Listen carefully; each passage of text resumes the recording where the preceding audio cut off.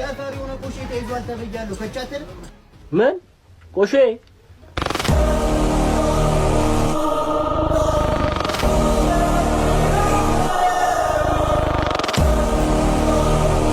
ወንድሜ ወዴት ነው አራ ሰፈር የሆነ ቆሼ ገብቷል ተይዟል ተብያለሁ ምን ቆይ ጠብቅ ይሄን ጨምር ወንድሜ እንዳትለቋቸው